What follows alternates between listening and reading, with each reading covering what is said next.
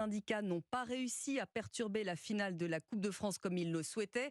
Quelques timides sifflets à la 49e minute en écho au 49-3.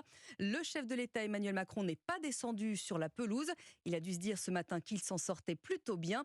Bonjour Maïlène Trémollet. Bonjour. Alors ça, c'était avant de lire l'entretien de François Bayrou dans le JDD. Oui, le maire de Pau déplore certains choix de l'Élysée ces derniers mois. Selon lui, le gouvernement s'est laissé prendre au piège, faute d'avoir expliqué aux Français pourquoi il devait faire cette réforme des retraites. Le président du Modem va jusqu'à opposer deux conceptions de la démocratie. Une première basée sur l'autorité des dirigeants, sous-entendu la conception actuelle, et une seconde, la sienne, qui ferait participer les citoyens à la vie politique.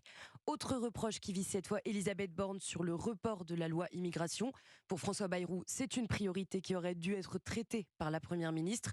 En bref, l'entretien désavoue une partie des choix de gouvernement sur les retraites sans condamner directement la méthode d'Emmanuel Macron. Le maire de Pau salue même la décision du chef de l'État de ne pas se dérober, d'aller au contact. Un chef de l'État qui doit désormais faire face au 1er mai et à une mobilisation importante de l'intersyndicale. Laurent Berger, leader de la CFDT, veut casser la baraque. Sophie Binet, secrétaire générale de la CGT, espère une mobilisation historique pour la fête du travail partout en France, alors que le président compte toujours sur un essoufflement de la contestation. Merci Maïlène Trémollet du service politique d'Europe 1. Alors,